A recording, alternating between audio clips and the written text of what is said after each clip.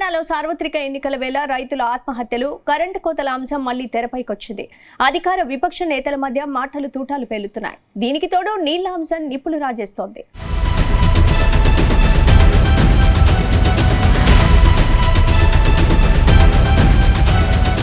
తెలంగాణలో మళ్లీ బీఆర్ఎస్ దూకుడు పెంచింది. రైతుల కోసం బీఆర్ఎస్ అధినేత కేసీఆర్ పోరుబాటు పట్టారు. ఈ సందర్భంగా కాంగ్రెస్ ప్రభుత్వాన్ని కేసీఆర్ దుయ్యబట్టారు.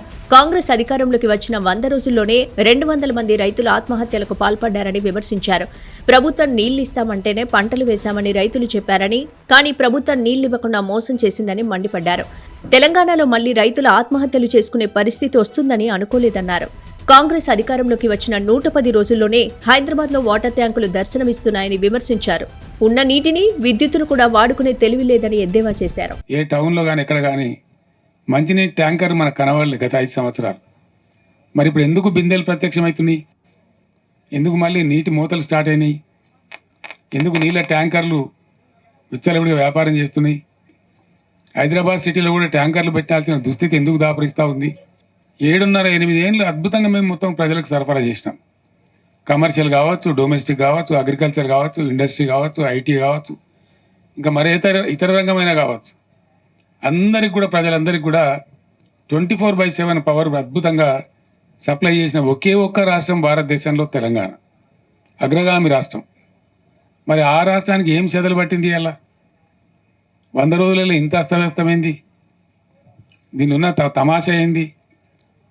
కొత్తగా నడిపించేది ఏం లేదు, కొత్తగా మొదలు మోసేది లేదు, కట్టెలు కొట్టేది లేదు, కొత్తగా పెద్ద గడపరాలు పట్టి తవ్వేది లేదు. ఉన్న వ్యవస్థ ఉన్నట్టు జరిగించలేని అసమర్థత ఏంది? అశక్తత ఏంది? కట్టిన ఇల్లు పెట్టిపోయి కదా, దాన్ని నడిపించే తెలివి కూడా లేకపోతే ఎట్లా? రైతుల పేరిట కేసీఆర్ రాజకీయం చేస్తున్నారని మండిపడ్డారు మంత్రి శ్రీధర్ బాబు. ఎన్నికల్లో లబ్ధి పొందేందుకే నీచ రాజకీయాలకు దిగుతున్నారని ఆగ్రహం వ్యక్తం చేశారు. 10 ఏళ్లు అధికారంలో ఉండగా ఏనాడు రైతులను పట్టించుకుని కేసీఆర్ ఇప్పుడు మాత్రం మొసరి కన్నీరు కారుస్తున్నారని ఎద్దేవా చేశారు. రాష్ట్రంలో ఎలాంటి కరెంటు కోతలు లేవన్న మంత్రి శ్రీధర్ బాబు, ప్రతిపక్ష బీఆర్ఎస్ మాత్రం అసత్యాలు ప్రచారం చేస్తోందన్నారు.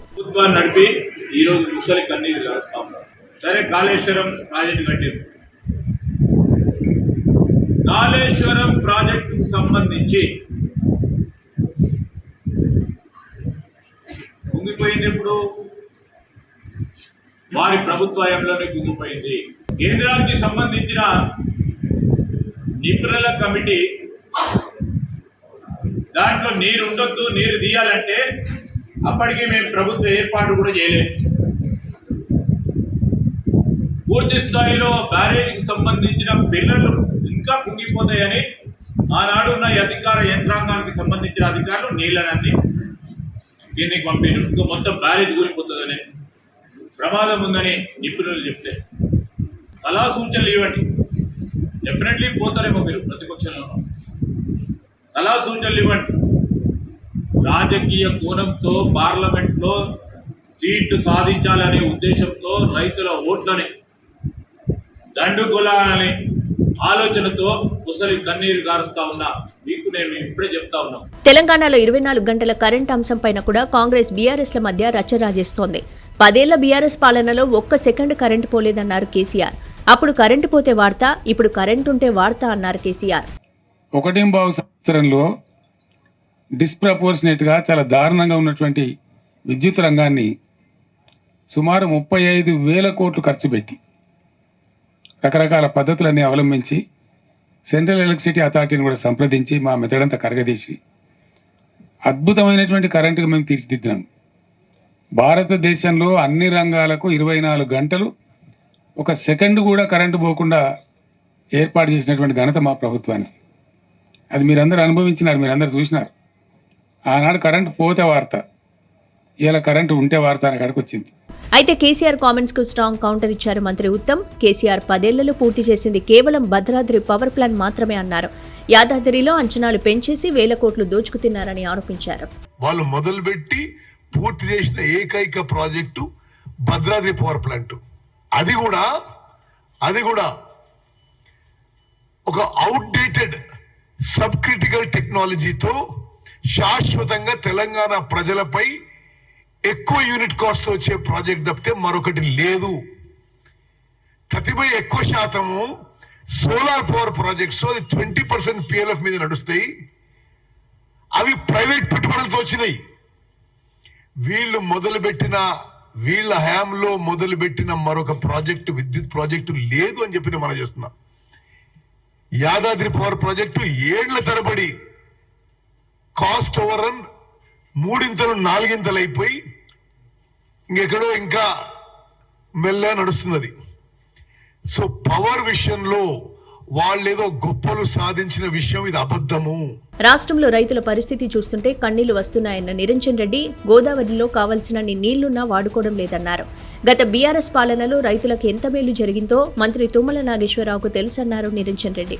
మంత్రి తుమ్మలకు చేతనైతే రైతులకు 2 లక్షల రుణమాఫీ చేయించాలన్నారు. రాష్ట్ర వ్యవసాయ శాఖ మంత్రిగా గొప్ప పేరు తెచ్చుకోండి. మునుపటి వ్యవసాయ శాఖ మంత్రుల కంటే చాలా గొప్పోడు తుమ్మల పేరు తెప్పించుకొని సంతోషపడతాం. మేము మీకంటే వయసులో చిన్నోళ్ళం, తప్పకుండా అభినందిస్తాం. ఆ పని చేసి రైతుల మన్నన పొందండి. కానీ కేసీఆర్ని తిట్టడం ద్వారా ప్రజలు హర్షిస్తారని అనుకోకండి దయచేసి. ఎందుకంటే మీకు తెలుసు, నేను గుర్తు చేస్తున్నా, గతంలో కూడా బాబు గారు ముఖ్యమంత్రి ఉన్నప్పుడు, వైఎస్ ముఖ్యమంత్రి ఉన్నప్పుడు, ఉమ్మడి ఆంధ్రప్రదేశ్ ప్రభుత్వం ఉన్నప్పుడు ప్రభుత్వ అధినేతల్ని ప్రసన్నం చేసుకోనికే, వాళ్ళ దృష్టిలో మంచి అనిపించుకోనికే ఆయన ఉద్యమం నడిచే రోజులలో కూడా కేసీఆర్ మీద ఇంతకంటే 100 రెట్లు దుర్మార్గంగా మాట్లాడిన వాళ్ళు ఉన్నారు. సరే మాట్లాడినరు, మళ్ళీ కేసీఆర్ను కౌలించుకున్నారు, కేసీఆర్ మంత్రివర్గంలో పనిచేసినారు, మళ్ళీ ఇలా బాగలేదని బయటికి పోయి మళ్ళీ తిడుతున్నారు. ఇదంతా కథ చూస్తున్నాం. కానీ నేను గుర్తు చేసే అంశం ఏంటంటే, కొంచెం గుంజాయిషి పెట్టుకొని మాట్లాడాలి. భవిష్యత్తులో ఎప్పుడైనా ఈ మాటలు మనకేమైనా వ్యతిరేకమవుతాయా అని తొందరపడి అన్ని మాట్లాడేసేయద్దు. ఆ విజ్ఞత ప్రదర్శించాలి.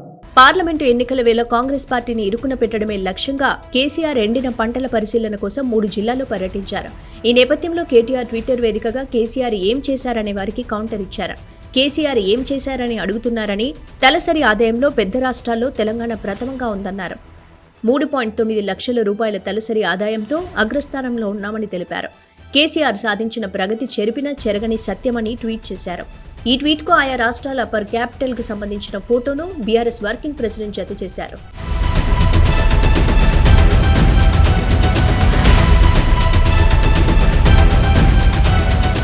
కేసీఆర్పై ప్రత్యేక నజర్ పెట్టింది కాంగ్రెస్. కేసీఆర్ ఏం చేసినా కౌంటర్ అటాక్ దిగుతోంది.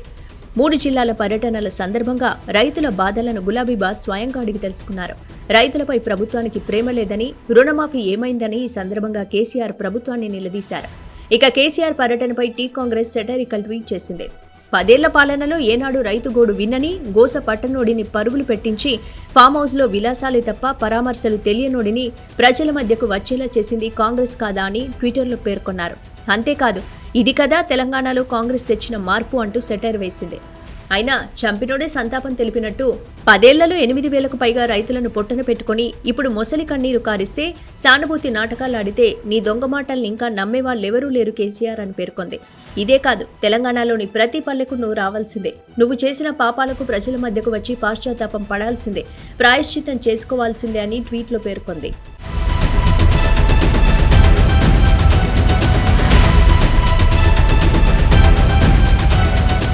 మొత్తం మీద ఎన్నికల వేళ అధికార కాంగ్రెస్, విపక్ష బీఆర్ఎస్ మధ్య మాటల తూటాలు పేలుతున్నాయి.